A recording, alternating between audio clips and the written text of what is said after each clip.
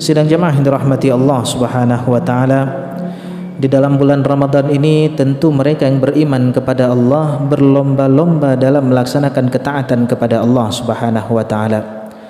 Namun salah satu hal yang perlu diperhatikan bagi kita yang melakukan ketaatan kepada Allah Subhanahu wa taala, yang menghambakan diri kita kepada Allah Subhanahu wa taala, ada perkara-perkara yang harus kita penuhi agar setiap ketaatan yang kita lakukan memang layak untuk diterima oleh Allah Subhanahu wa taala. Karena ada orang berniat melakukan ketaatan padahal hakikatnya itu bukan ketaatan. Hakikatnya ketaatan tersebut itu bukan karena Allah Subhanahu wa taala. Maka para ulama sedikitnya meletakkan ada 3 syarat, yang mana dengan syarat tersebut sebuah amal layak untuk diterima oleh Allah Subhanahu wa taala. Apa 3 syarat ini? Yang pertama adalah syaratnya orang yang beramal tersebut adalah muslim. Dia percaya kepada Allah Subhanahu wa taala. Karena sebaik apapun amalan yang dilakukan oleh seseorang, kalau dia tidak beriman kepada Allah, maka amalan tersebut tertolak.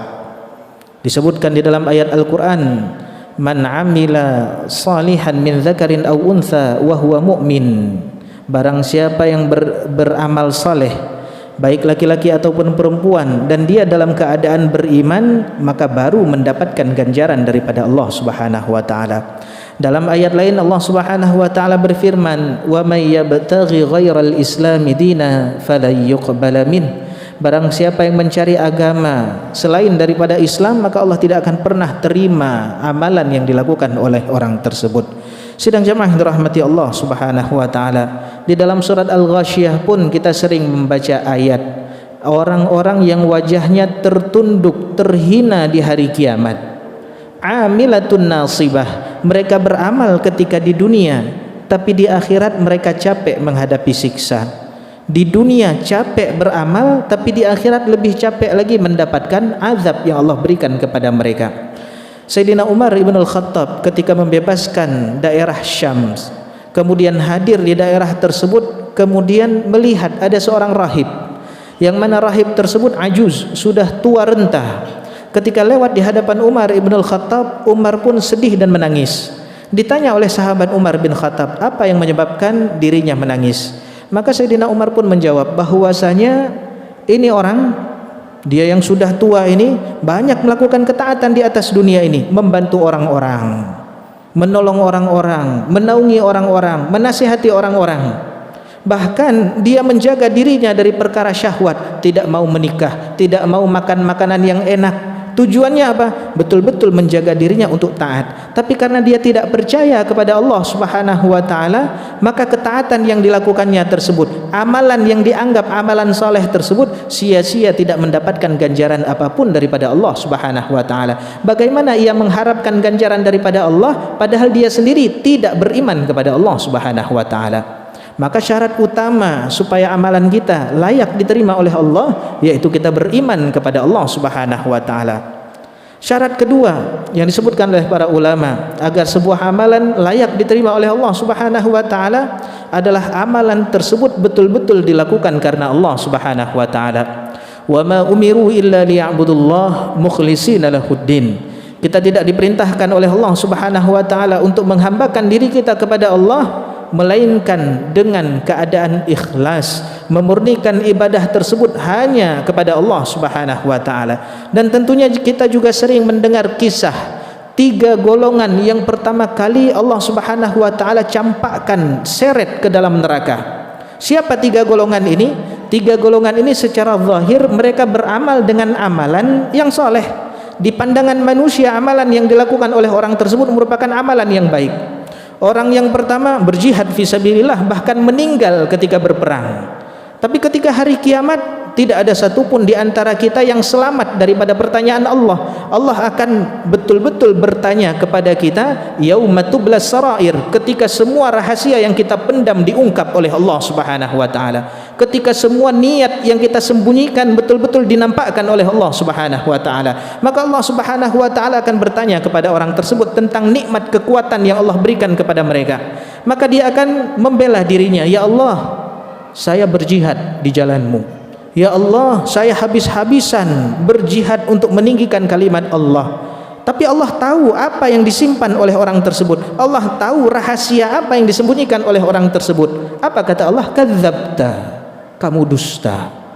Yang kamu lakukan daripada perkara berjihad tersebut bukan karena Allah, tapi supaya kamu dikatakan jari, pemberani, supaya dikatakan pahlawan. Waqad qila, dan perkataan tersebut sudah kamu dapatkan ketika di dunia. Kamu dibangga-banggakan, kamu diulu-ulukan sebagaimana yang kamu harapkan. Kemudian orang ini pun diseret masuk ke dalam neraka. Golongan kedua, mereka yang menghabiskan waktu ketika di dunia belajar, mereka menghabiskan waktu mengajar, mereka menghabiskan waktu untuk membaca Al-Quran. Tapi apakah orang ini akan selamat? Salah niat, nggak dapat apa-apa. Ketika Allah bertanya, apa yang kamu lakukan? Madza amilta fiha? Apa yang kamu lakukan ketika di dunia? Dia bela diri. Ya Allah, saya habiskan waktu belajar, saya habiskan waktu mengajar, saya habiskan waktu untuk membaca kitabmu Al-Quran. Allah tahu rahasia yang disimpan oleh orang tersebut daripada setiap niat yang disimpan di dalam hatinya. Maka Allah Subhanahu wa ta'ala pun mendustakan apa yang dilakukan orang tersebut. Kadzabta, kamu dusta. Sesungguhnya apa yang kamu lakukan tersebut innama liyuqalu qari, supaya kamu dikatakan qari, supaya kamu dikatakan alim. Waqad qila, dan kamu sudah mendapatkan gelar tersebut. Sekarang pun ditarik, diseret masuk ke dalam neraka.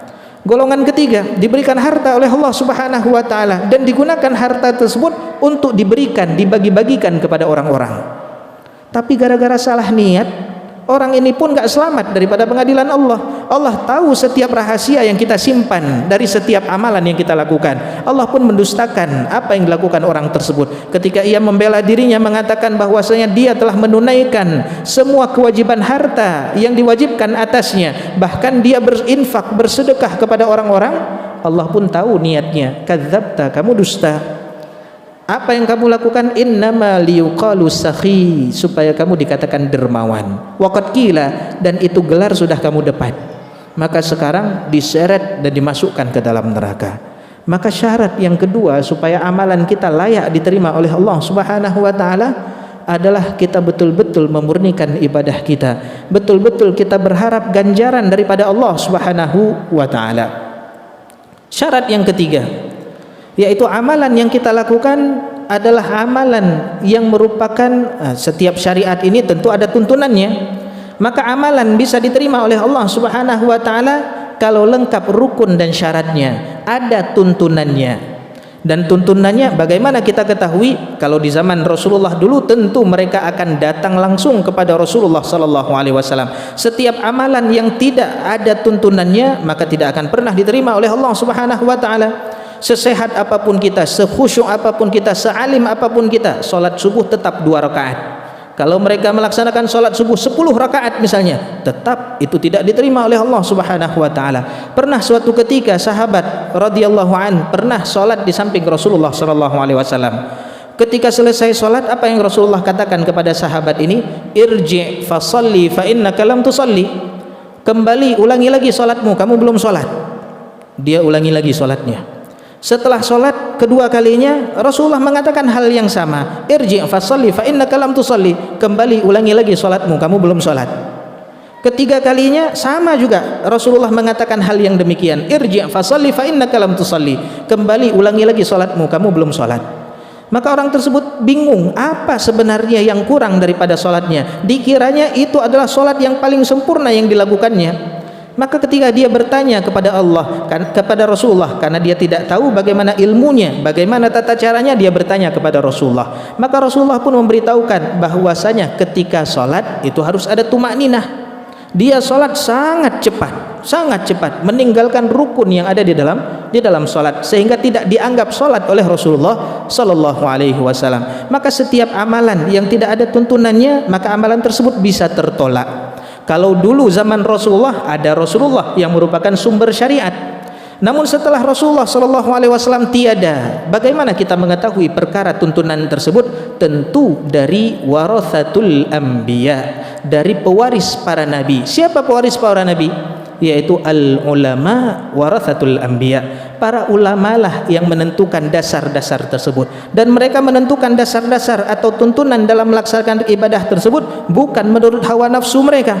Mereka betul-betul sudah lengkap ilmu alat untuk mengupas Al-Quran, mereka sudah cukup ilmu alat untuk mengupas hadis-hadis daripada Rasulullah sallallahu alaihi wasallam. Maka sesungguhnya cara kita untuk mengetahui yaitu berguru di hadapan mereka, belajar dengan para ulama, sehingga kita tahu bahwasanya ibadah yang kita lakukan itu betul-betul sesuai dengan tuntunan yang diajarkan oleh baginda Rasulullah sallallahu alaihi wasallam.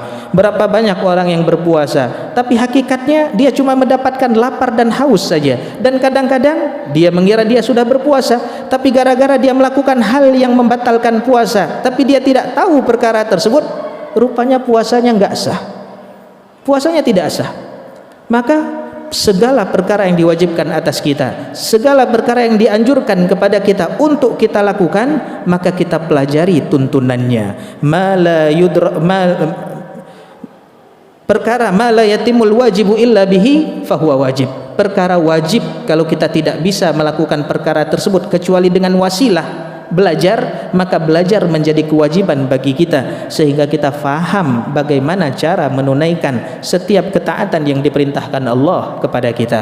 Maka 3 syarat ini merupakan syarat utama sehingga amalan yang kita lakukan layak untuk diterima oleh Allah Subhanahu wa taala. Tapi harus kita ingat, ketaatan yang kita lakukan itu tidak memberikan sedikit pun kemuliaan kepada Allah Subhanahu wa taala. Begitu juga dengan keburukan yang kita lakukan tidak mengurangi sedikit pun kemuliaan daripada Allah Subhanahu wa taala. Karena ketaatan yang kita lakukan hakikatnya adalah kembali kepada diri kita sendiri, bukan Allah mendapatkan manfaat daripada ketaatan yang kita lakukan. Sebagaimana firman Allah dalam sebuah hadis qudsi, ya ibadi, wahai hamba-hambaku, ya bani Adam, law anna awwalakum wa akhirakum wa insakum wa jinnakum kanu ala atqa qalbi rajulin wahidin ma zada dzalika fi mulki syai'a. Kalau kalian semuanya betul-betul bertakwa kepada Allah, dari golongan jin dan manusia, dari orang yang pertama kali diciptakan sampai orang yang terakhir kali ada, maka itu pun tidak menambah kemuliaanku sedikit pun. Dan kalaulah kalian semuanya betul-betul dalam keadaan bermaksiat kepada Allah, itu pun tidak mengurangi kemuliaan daripada Allah Subhanahu wa taala. In ahsantum ahsantum li anfusikum,